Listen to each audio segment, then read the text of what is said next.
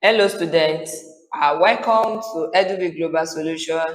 In our mathematics class again, we're going to be looking at another topic which is similarities and congruence. So in this class, we're going to be looking at similarities of shapes like triangles and some properties as well and characteristics of shapes. So we have interactive content here that will serve as a guide for this class, and as well we have past questions even to treat at the end of this lesson. Okay, now first and foremost, we want to look at similar shapes. If you look at this picture we have here, we have two different triangles. So when you're talking about two similar shapes, two polygons are said to be similar if they are equiangular and the corresponding sides are proportional.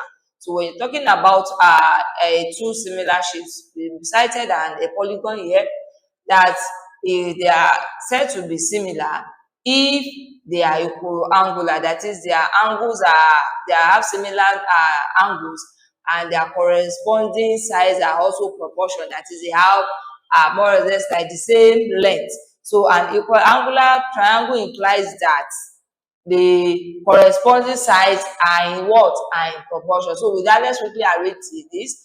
Two polygons are said to be similar if they are what? If they are equiangular, okay, and also they said that the corresponding sides are in what? Are in proportion, okay. Now, when you're talking about equiangular, you're saying that the corresponding sides are what? Are in proportion. That is, they have similar angle. Okay, so let's check our arrangement is right. Now, under similar shape, we have what we calculated, which is what? Scalar factor. We have area factor, we have volume factor. So we want to look at scalar factor first. For that example that we have, the previous triangle that we have there, you can see that we cited this angle to be what? We have this angle A and angle P. It will be, for us to get the scalar factor, we divide P by A, the bigger angle by the smaller one. We divide Q by B and R by C, and that's how we calculate what? Scalar factor, which we have here, and we refer to that as K. And when you are calculating area factor, that is what? K multiplied by K, which is what?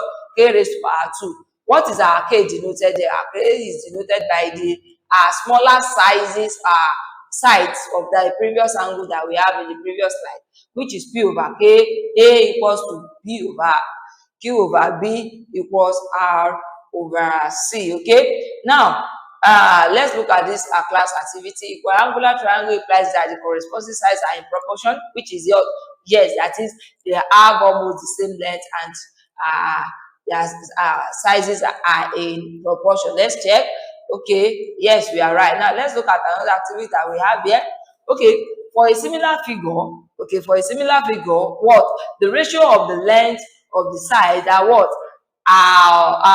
The ratio of the length of the sides are the same, okay, and they represent what? Scalar factor. So we want to know, we have earlier informed us on how we can actually calculate our scalar factor, which is B divided by A, B divided by Q, and R divided by C, which we refer to as what?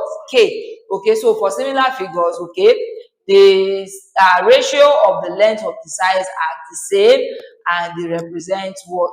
They represent scalar factor. So the ratio of the length of the sides, they are the same, okay, and that represents scalar factor. Okay, now let's check we are right. Okay, when you are talking about area and volume factors of similar shapes, for us to get area factor, that implies that we are finding scalar factor multiplied by scalar factor. And before then, we have already told us that scalar factor is represented by K. So if you want to get area factor, that is going to be what? K multiplied by K, which is K squared. And the volume factor is going to be K times K times K, that is K multiplied by K multiplied by K, which is K raised to power 3, that we all call it K cube. And that's how we calculate our volume factor. Now, we want to look at congruency shapes. If you look at these shapes that we have, then look at this first shape and the second one here, they look alike. At this, we can call this the form of a trapezium, though it look at this kite. The more or less, the first shape here look like the second one. Look at the triangle that we have here. It's more or less like the same, even in size and what in length. Okay, now let's look at what congruence shapes is all about. When you are talking about congruence shapes, you are talking about two shapes are congruent if their corresponding size are the same length. Okay, if they have the same length and their corresponding angle are the same size. Okay, so if we have a corresponding angle of two shapes to have the same length and their corresponding angles they have the same size, then we said that that type of shapes are congruent shape. So now with that, let's fix in the right thing. Okay, two shapes are congruent, their corresponding size are the same length and their corresponding angle are the same size. So that is, the shapes are exactly the same size and the same length. Now, if you are talking about congruent shapes, they can therefore be reflections and rotations of each other. Now let's look at this example that we have here. This is a shape. Let's look at this. This is the first shape. These are another shapes here.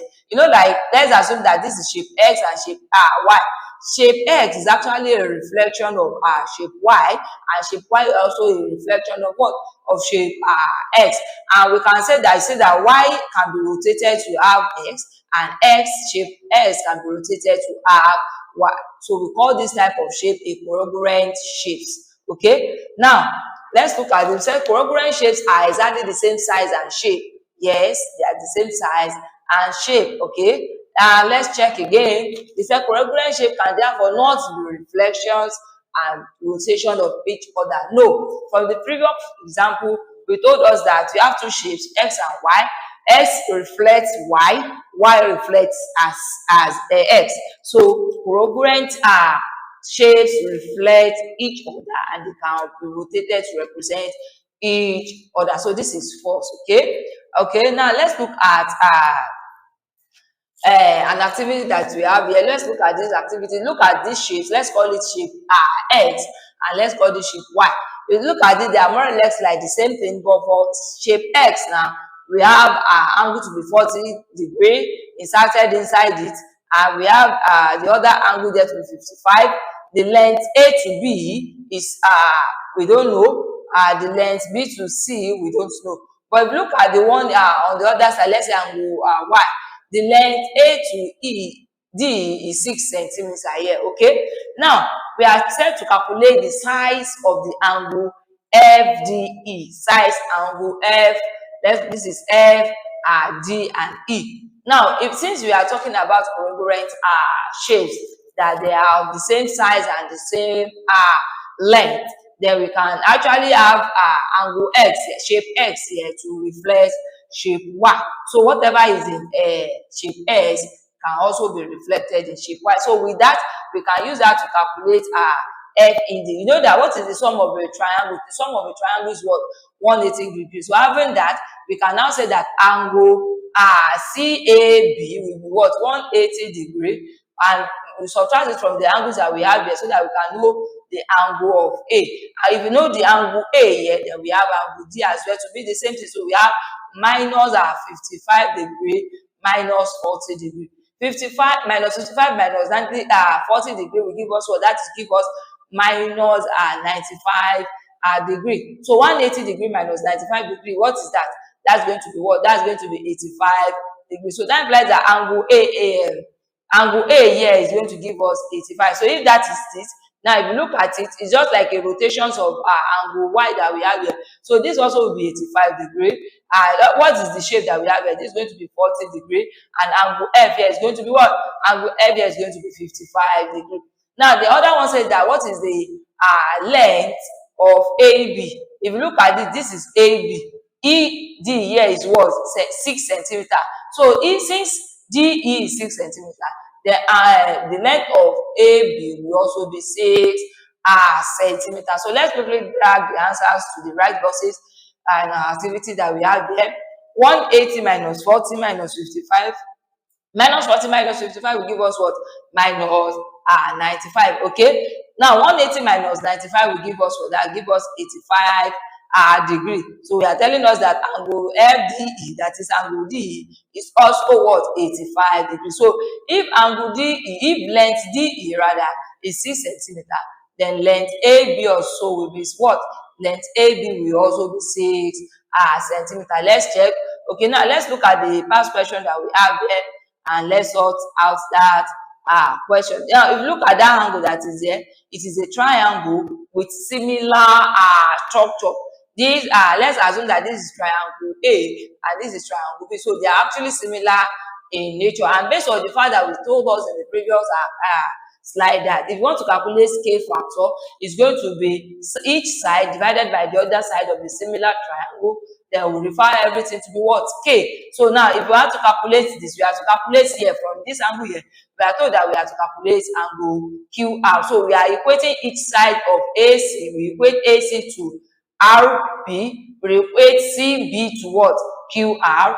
And we equate AB to PQ. So for that now, what we just need there is what? We need angle AC and angle BC for. So let's equate. So angle AC. Now, you know it's going to be what? It's the same thing as what? Angle PR, right? Equals to, okay, angle QR here, angle BC will be equated to what? Angle QR here. And let's look at this here. Angle AB here also will be equated to angle QP. So what we, okay, is it QP? Okay, QR. So what we need to calculate is what? We need to calculate angle AB and angle PQ, then we have angle AB and angle PR. So what we have here, if you look at it, angle AB here is what? 8 centimeter. We are dividing it by angle PR, which is what? 6 centimeter, right? The other angle here, we have angle what? Angle QR. We don't know angle QR, okay, but we know what? We know angle BC. Angle BC is what? Angle BC is 6 centimeter. Then we divide it by angle QR that we are looking for. So we cross multiply. So 8 will multiply QR. We have QR multiplied by 8 equals to 6 centimeter multiplied by 6 centimeter. 6 centimeter multiplied by 6 centimeter will give us what? That is 36. So we have 8 QR equals to what? 36 centimeter. Okay, now as having that, okay, we have centimeter here. Let's have that. So that's 6 centimeters square. You calculate, you divide this one by 8 centimeter, divide the other side by 8 centimeters. So 8 centimeter, we can do 8 centimeter here. We have QR here. Remember one of the centimeter as well we go, so we have this. So 8 in 36, that is 4.5. So we have 4.5 centimeter. So angle QR here on the other side here is going to give us 4.5 centimeter. This takes us to the end of our class. We want you to subscribe to our channel www.edubbey.com for the full interactive content of this class. Thank you.